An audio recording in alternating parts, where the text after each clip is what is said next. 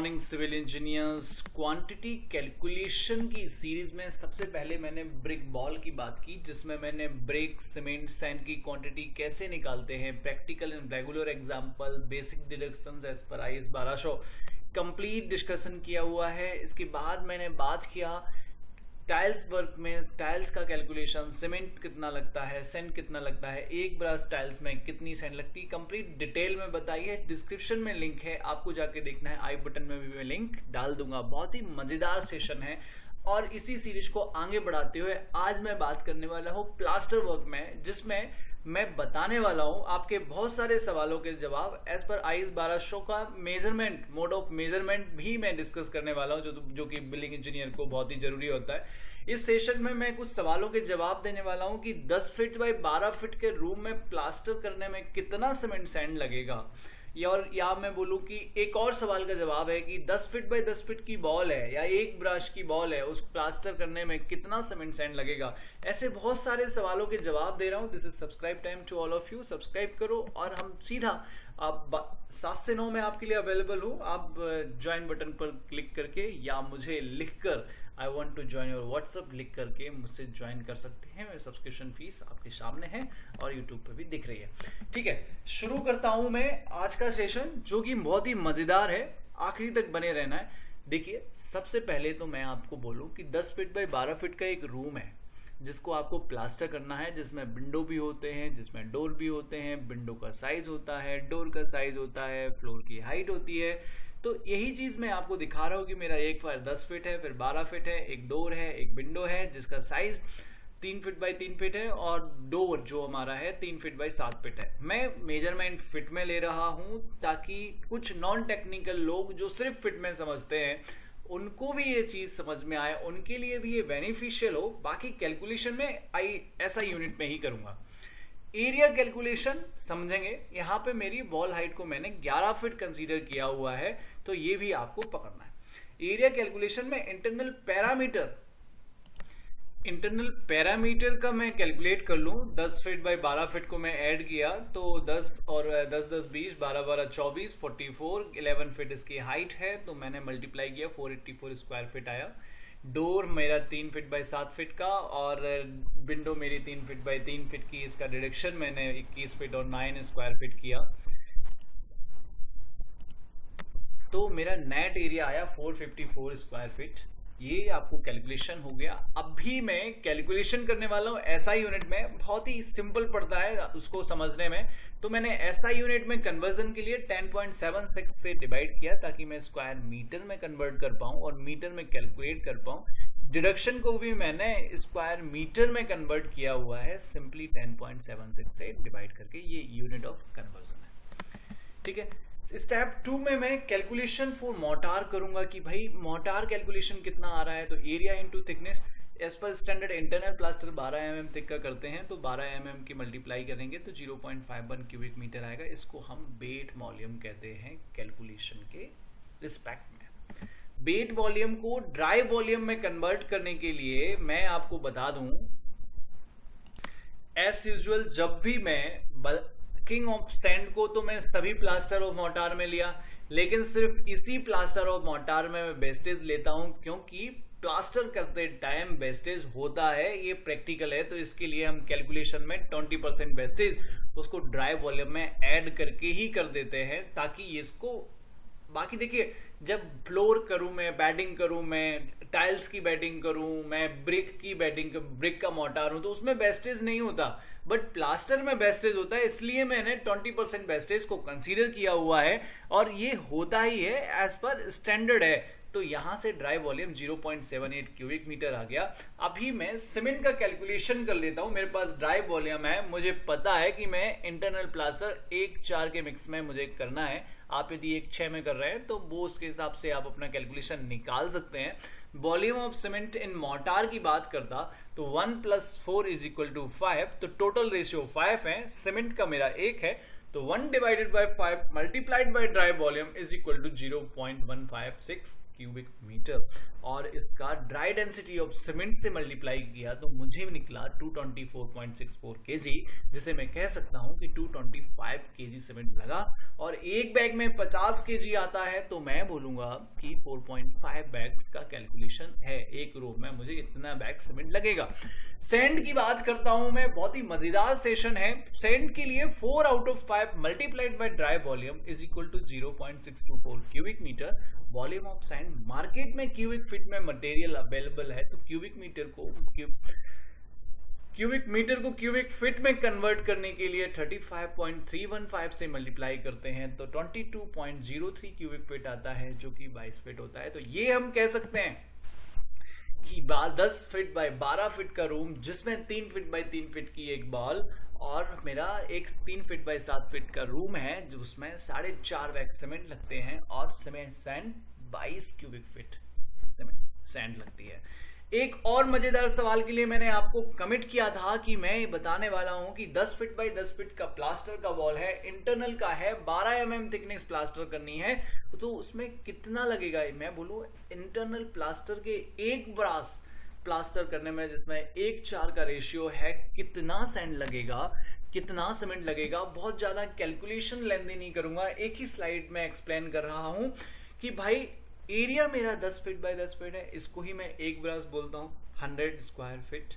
9.294 square metre multiplied by 0.012 become the volume 0.112 cubic metre. Dry volume के लिए 1.53 से multiply किया 0.171 cubic metre. 1 divided by 5 multiplied by 0.171 multiplied by 14.40, that is the dry density, unit weight, sorry dry density क्यों बोल रहा हूं मैं।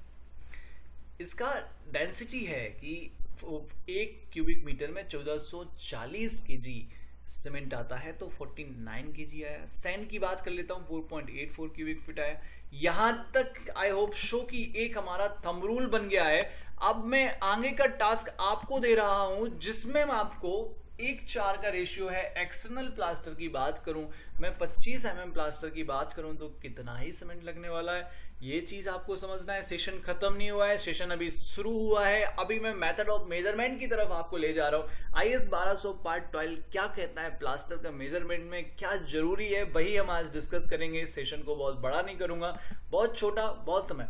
यहां पर आप जब देखेंगे IS 1200 पार्ट 12 तो उसमें आपको 3 रूल मिलेंगे। We have a rule 1, rule 2 and rule 3, जो कि डिफरेंट ओपनिंग्स के लिए है। Not exceeding 0.5 metre square metre, exceeding 0.5 square metre but not exceeding 3 square metre and exceeding 3 square metre. तीनों को मैं डिटेल में डिस्कस करने वाला हूं, बहुत ही मजेदार सेशन है। देखो एक चीज मैं बोलूं कि जब मैं प्लास्टर में डिडक्शन की बात करता हूं तो आपको एक चीज समझनी होगी कि भाई जैम, शॉफिट, सिल, मैं रिवेल की बात करूंगा तो जैम में जब भी मैं रिवेल बोलूं तो समझना होगा कि ये विड्थ ऑफ जैम है, इसमें मैं विड्थ ऑफ डोर फ्रेम की विड्थ को सब्ट्रैक्ट कर दूं तो विड्थ ऑफ रिवेल आता है। यही स्टैंडर्ड है, यही तरीका है समझने का। तो जब भी मैं बोलूंगा कि विड्थ ऑफ रिवेल तो आपको समझना होगा कि डोर लग चुका है और डोर फ्रेम लगने के बाद में जितना विड्थ बचा है वो विड्थ ऑफ रिवेल है। ठीक है, तो सबसे पहला नियम है कि not exceeding, rule 1 for not exceeding 0.5 square metre, तो फिर कोई डिडक्शन नहीं करना है। और ये आपको डिसिमिलर मटेरियल, या कोई बीम है या कोई सेक्शन है या जॉइस्ट है या कोई कुछ भी ऐसा कुछ है जो 0.5 स्क्वायर मीटर के सेक्शन में आता है तो इसके लिए प्लास्टर में डिडक्शन नहीं होता है। आई रिपीट, 0.5 स्क्वायर मीटर के लिए कोई डिडक्शन नहीं है। रूल नंबर 2 जो थोड़ा सा एक्सप्लेन में करूंगा, ब्रीफ करूंगा, थोड़ा सा अटेंशन चाहिए आपका। 0.5 स्क्वायर मीटर से बढ़ गया बट 3 स्क्वायर मीटर से नहीं बढ़ा। जैसे कि हमारे दोनों के दोनों डिडक्शन थे कि आपका विंडो और डोर बहुत छोटा छोटा था तो उसके में कैसे करना है ये चीज समझना है और ये आज समझ के जाना है। कोई एक्स्ट्रा पेमेंट नहीं करते रिवेल के लिए कोई एक्स्ट्रा पेमेंट नहीं करते। और डिडक्शन कैसे करना है वो समझो।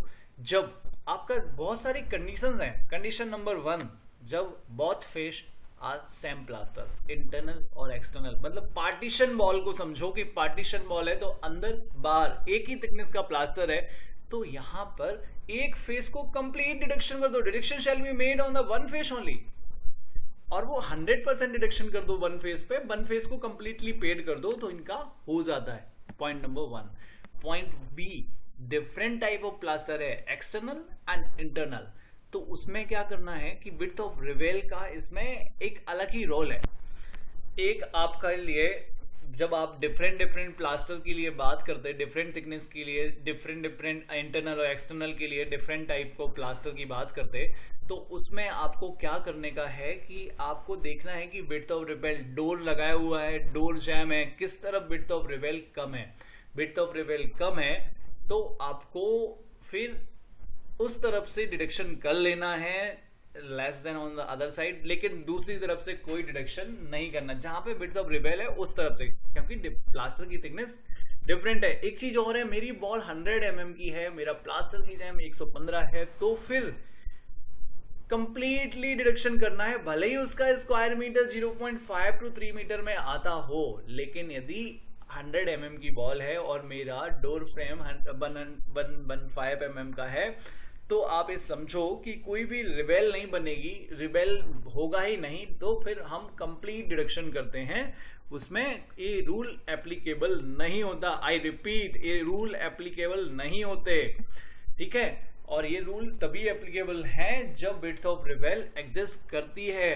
अभी एक चीज और है, अभी जब आप विड्थ ऑफ रिवेल को कंसीडर कर रहे हो, आपने देखा कि डोर फ्रेम सेंटर में लगा हुआ है, विड्थ ऑफ रिवेल दोनों तरफ बराबर हैं, तो 50% एरिया, और आपके दोनों डिफरेंट फेसेस हैं, डिफरेंट थिकनेस के फेस हैं, तो 50% area of the opening on each side आप डिडक्ट कर दो यार, इससे कोई फर्क नहीं पड़ता है। लेकिन विड्थ ऑफ रिवेल लेस है तो उस तरफ से करो जहां से विड्थ ऑफ रिवेल, जैसे एक फेस पे मैंने डोर लगाया तो दूसरा फेस पे रिवेल बन रहा होगा ना, तो वहां पे रिवेल बन गई तो उस फेस से डिडक्शन नहीं करना है, जिस फेस पे डोर लगाया उस फेस से डिडक्शन करना है। एक चीज और है, यहाँ पे एक टाइप सी आता है कि एक तरफ प्लास्टर किया है दूसरी तरफ किया ही नहीं है, तो फिर एक बार वहां पे भी विड्थ ऑफ रिवेल को देखना है कि वहां पे यदि विड्थ ऑफ रिवेल कम है तो आप डिडक्शन कर लो। विड्थ ऑफ रिवेल कम है दैट इज ओके, लेकिन यदि विड्थ ऑफ रिवेल इक्वल है या ज्यादा है तो कोई डिडक्शन नहीं करते हैं। इस चीज को आपको स्क्रीनशॉट लेके रखना है, समझना है, बहुत ही मजेदार सेशन है। क्या लिखा हुआ है, when only one face is plastered and other face is not, full deduction shall be made on the plaster if width of reveal on plaster side is less and that on unplaster side. But if width of the reveal on both sides are equal or width of the reveal on plaster side is more, no deduction shall be made. इसके लिए type सी से हम applicable हैं। Rule number 2 को और भी थोड़ा सा उन्होंने एक को और खींचा हुआ है, मैं खींच के आपको इसको भी क्लियर कर लेता था। वो डी में क्लियर किया हुआ है कि when width of the door frame is equal और thickness of the ball to the thickness of the ball और projection point the thickness of the ball, full deduction for the opening shall be made from each plaster side of the ball. ठीक है, जब width of रिवेल बने ही नहीं तो ये rules exist नहीं करते और डी के हिसाब से 100% डिडक्शन कर देते हैं। मेजरमेंट की जब मैं बात करता तो मैं ब्लॉक टू ब्लॉक या ब्रिक टू ब्रिक मेजरमेंट करते हैं, प्लास्टर की थिकनेस को मेजरमेंट में डिडक्ट नहीं करते हैं, ये भी हमें ध्यान रखना है। एक्सीडिंग 3 मीटर तो फिर आप डिडक्शन करो 100%, लेकिन width of the jam socket सिल को मेजर करना है और उसके लिए एक्स्ट्रा पेमेंट होता है। आई होप सो कि आपने सेशन को एंजॉय किया होगा। फिर भी आपके कोई डाउट्स रह गए हो तो आप मुझे कमेंट